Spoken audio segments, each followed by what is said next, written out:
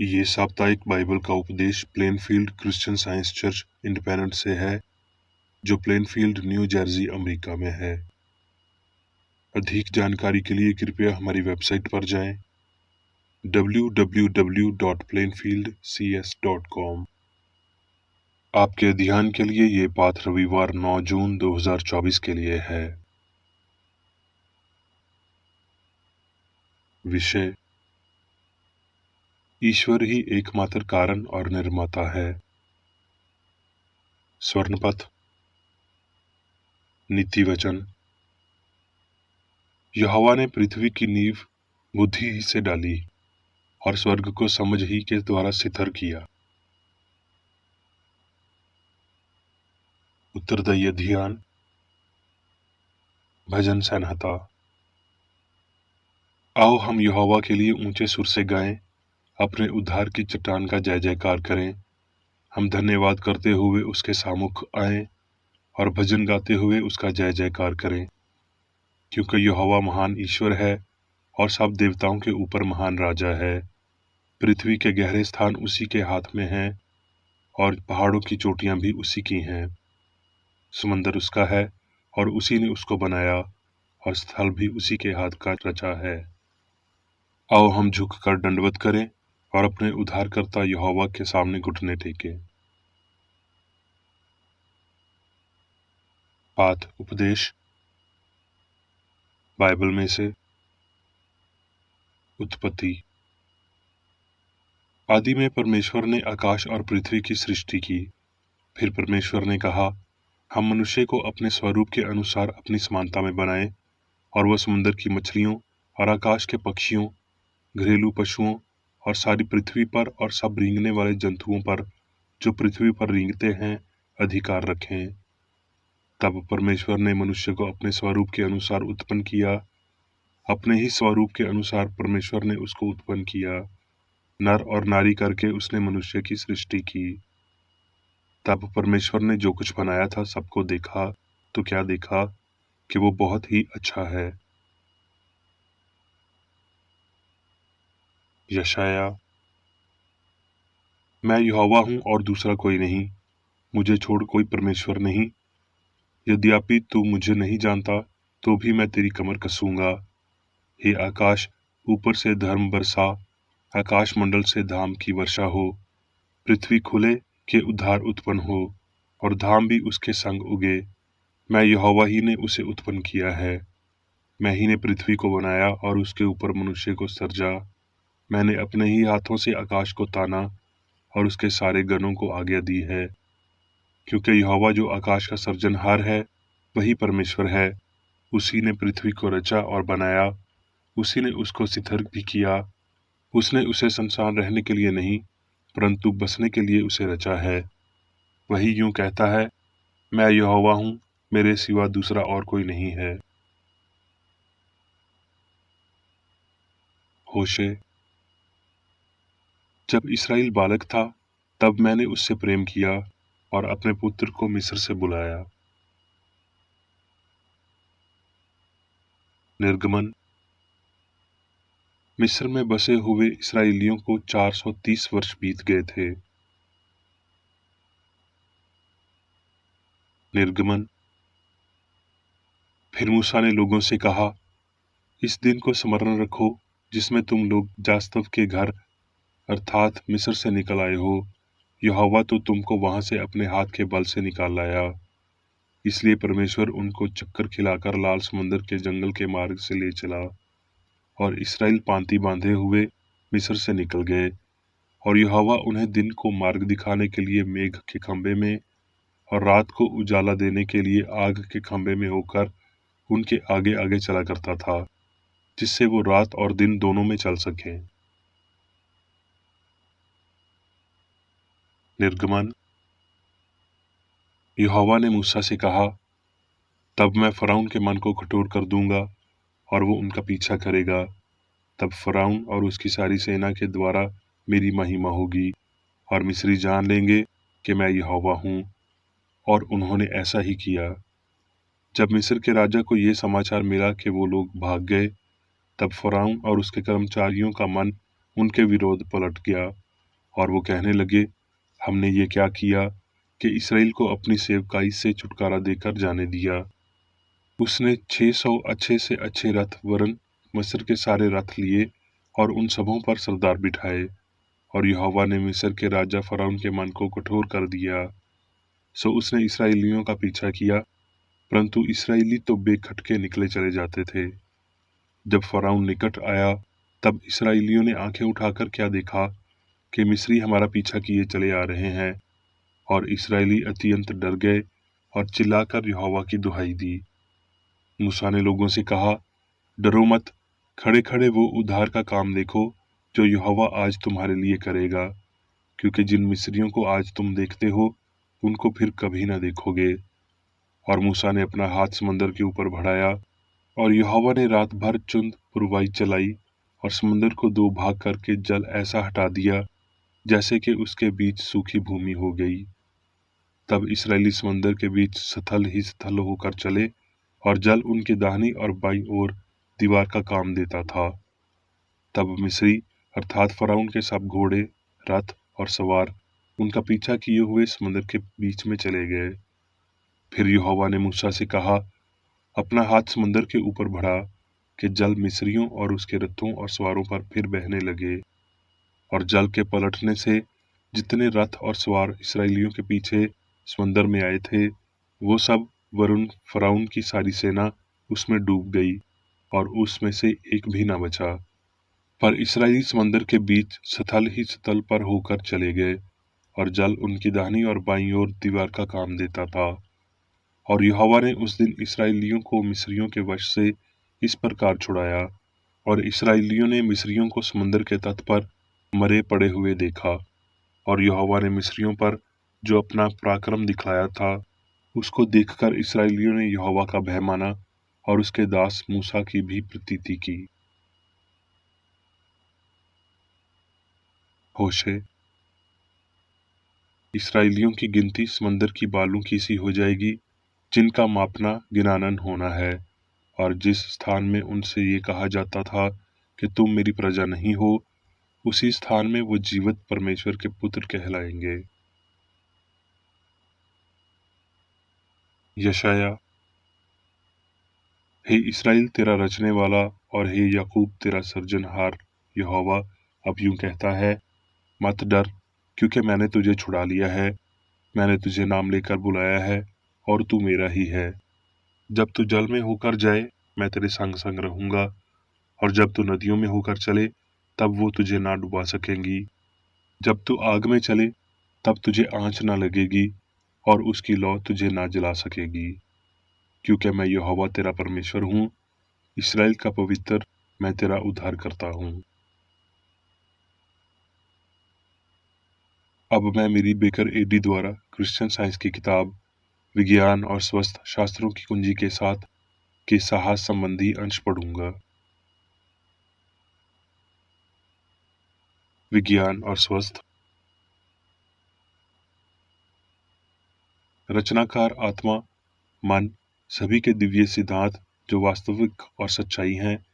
आत्मा, अस्तित्व, जीवन, सत्य और प्रेम जो परिपूर्ण और शाश्वत है। पदार्थ और बुराई के विपरीत जिसका कोई सिद्धांत नहीं है। ईश्वर, जिसने वो सब बनाया था जो स्वयं एक परमाणु या एक तत्व नहीं बना सकता था। रचनात्मक सिद्धांत, जीवन, सत्य और प्रेम ईश्वर है। ब्रह्मांड ईश्वर को दर्शाता है, लेकिन एक रचनाकार और एक रचना है। इस रचना में आध्यात्मिक विचारों और उनकी पहचानों का खुलासा होता है, जो अनंत मन में समाहित हैं और हमेशा के लिए परिलक्षित होते हैं। ये विचार अनंत से लेकर अनंत तक हैं, और उच्चतम विचार ईश्वर के पुत्र और पुत्रियां हैं। उत्पत्ति 1:27। तब परमेश्वर ने मनुष्य को अपने स्वरूप के अनुसार उत्पन्न किया, अपने ही स्वरूप के अनुसार परमेश्वर ने उसको उत्पन्न किया, नर और नारी करके उसने मनुष्य की सृष्टि की। इस कशंक विचार पर जोर देने के लिए यह दोहराया जाता है कि ईश्वर ने मनुष्य को अपनी छवि में बनाया, दिव्य आत्मा को प्रतिबिंबित करने के लिए। ये इस प्रकार है कि मनुष्य एक सामान्य शब्द है। पुल्लिंग, स्त्रीलिंग और नपुंसक लिंग मानवीय अवधारणाएं हैं। प्राचीन भाषाओं में से एक में मनुष्य शब्द का प्रयोग मन के पर्याय के रूप में भी किया जाता है। ये परिभाषा नर विज्ञान या देवता के मानवीय कारण द्वारा कमजोर कर दी गई है। एंथ्रोपोमोर्फिक शब्द एंथ्रोपोमोर्फिक देवता जैसे वाक्यांश में दो यूनानी शब्दों से लिया गया है, जो मनुष्य और रूप को दर्शाते हैं, और देवता को शारीरिक रूप से काम करने के लिए एक घातिक मानसिक प्रयास के रूप में परिभाषित किया जा सकता है। मन का जीवनदायी गुण आत्मा है, पदार्थ नहीं। आदर्श मनुष्य बुद्धि और सत्य से मेल खाता है। आदर्श महिला जीवन और प्रेम से मेल खाती है। ईश्वर मनुष्य का निर्माता है और मनुष्य का ईश्वरीय सिद्धांत शीशपूर्ण है। दिव्य विचार या प्रतिबिंब मनुष्य परिपूर्ण रहता है। मनुष्य ईश्वर की अस्तित्व की अभिव्यक्ति है। अगर कभी ऐसा क्षण आया जब मनुष्य ने ईश्वरीय पूर्णता को व्यक्त नहीं किया, तो ये ऐसा क्षण था जब मनुष्य ने ईश्वर को व्यक्त नहीं किया। और फलसफापूर्ण एक समय था जब देवता प्रसन्न थे। ये अकाई के बिना है। साइंस में ईश्वर और मनुष्य के संबंध ईश्वरीय सिद्धांत और विचार अविनाशी हैं, और विज्ञान जानता है कि कोई चूक नहीं हुई है और ना ही सिद्ध भाव मन लौटा। लेकिन ये ईश्वरीय आदेश या आध्यात्मिक कानून रखता है, जिसमें ईश्वर और वो जो कुछ भी बनाता है परिपूर्ण और शाश्वत है, अपने सनातन इतिहास में अपरिवर्तित रहा है। पिता माता देवता का नाम है, जो उनकी आध्यात्मिक रचना के कोमल संबंधों को इनगिनत करता है, जैसा कि परिरत ने उसे इन शब्दों में व्यक्त किया है जो उसने एक क्लासिक कवि से मंजूर होने के साथ उद्धृत किए थे, क्योंकि हम भी उसकी संतान हैं। उत्पन्न के विज्ञान में हमने पढ़ा कि उसने वो सब कुछ देखा है जो उसने बनाया था, और देखा तो बहुत अच्छा था। शारीरिक इंद्रियां अन्यथा घोषित करती हैं, और अगर हम सत्य के रिकॉर्ड के रूप में त्रुटि के इतिहास के लिए एक ही ध्यान लगाते हैं, तो पाप और मृत्यु का पवित्र अभिलेख भौतिक इंद्रियों के झूठे निष्कर्ष का पक्षाधार है। पाप, बीमारी और मृत्यु को वास्तविकता से रहित समझना चाहिए, क्योंकि वो अच्छे ईश्वर के हैं। नश्वर कला की नींव मनुष्य की उत्पत्ति का एक गलत अर्थ है। ठीक से शुरू करने के लिए सही तरीके से समाप्त करना है। हर अवधारणा जो मस्तिष्क से शुरू होती है, मिथ्याया से शुरू होती है। ईश्वरीय मन ही अस्तित्व का एकमात्र कारण या सिद्धांत है। कारण पदार्थ में, नश्वर मन में या भौतिक रूपों में मौजूद नहीं है। मर्द अहंकारी हैं। वो खुद को स्वतंत्र कार्यकर्ता, व्यक्तिगत लेखक और यहाँ तक कि किसी चीज के विशेष अधिकार प्राप्त प्रवर्तिक मानते हैं, जिसे देवता नहीं बना सकते थे, या नश्वर मन की रचनाएं भौतिक हैं। अमर आध्यात्मिक व्यक्ति अकेले ही सृष्टि के सत्य का प्रतिनिधित्व करता है। जब नश्वर मनुष्य आध्यात्मिक के स्थान अपने अस्तित्व के विचारों को मिश्रित करता है और केवल भगवान के रूप में काम करता है, तो वो अब अंधेरे में और पृथ्वी से छिपकर नहीं रहेगा, क्योंकि उसने स्वर्ग का स्वाद नहीं लिया है। कार्मिक मान्यताएं हमें धोखा देती हैं। वो मनुष्य को एक अनैच्छिक पाखंडी बनाती हैं। जब वो अच्छा पैदा करेगा तो वो बुराई पैदा करेगा। जब वो अनुग्रह और सुंदरता को रेखांकित करेगा तो वो उन लोगों को घायल कर देगा जिन्हें वो आशीर्वाद देगा। वो एक समानत गलत रचनाकार बन जाता है, जो मानता है कि वो एक अर्धदेवता है। उनका स्पर्श धूल की उम्मीद बन जाता है, जो धूल हम सब फेंक चुके हैं। वो बाइबल की भाषा में कह सकता है, जिस अच्छे काम की मैं इच्छा करता हूँ वो तो नहीं करता, परंतु जिस बुराई की इच्छा नहीं करता वही किया करता हूँ। एक सृष्टिकार को छोड़ और कोई नहीं हो सकता जिसने सभी को बनाया हो। सैक्सन और 20 नई भाषाओं में भगवान के लिए शब्द अच्छा है। पवित्र शास्त्र ने वो सब घोषित किया जो उसने स्वयं के लिए अच्छा माना, जैसे सिद्धांत में अच्छा और विचार में। इसलिए आध्यात्मिक ब्रह्मांड अच्छा है और भगवान को दर्शाता है जैसे वो है। ईश्वर के विचार परिपूर्ण और शाश्वत हैं, पदार्थ और जीवन है। भौतिक और लौकिक विचार मानव है, जिसमें त्रुटि है, और चूंकि भगवान आत्मा एकमात्र कारण है, उनके पास एक दिव्य कारण का अभाव है। लौकिक और भौतिक तत्व आत्मा की रचना नहीं है, वो आध्यात्मिक और शाश्वत के निकाली हैं।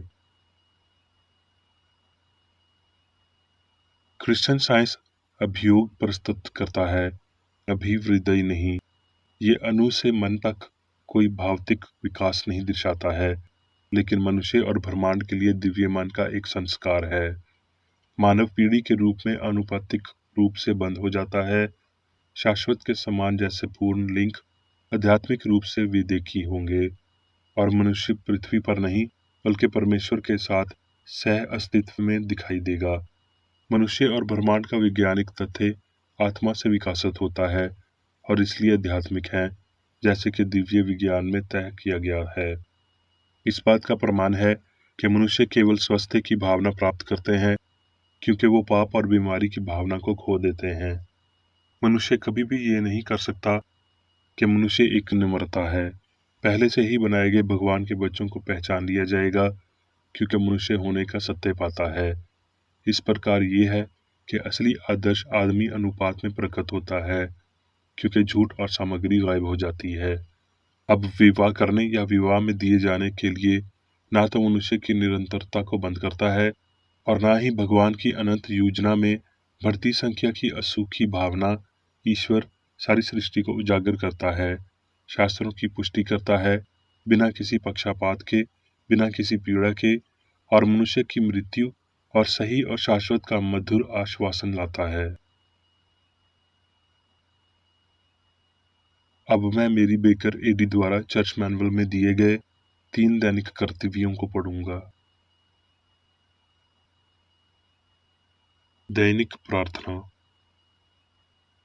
प्रत्येक दिन प्रार्थना करने के लिए इस चर्च के प्रत्येक सदस्य का कर्तव्य होगा, तुम्हारा राज्य आए, ईश्वरी सत्य, जीवन और प्रेम के शासन को मुझ में स्थापित कर और मुझ पर शासन कर, और तेरा वचन सभी मनुष्यों के स्नेह को समृद्ध कर सकता है और उन पर शासन कर।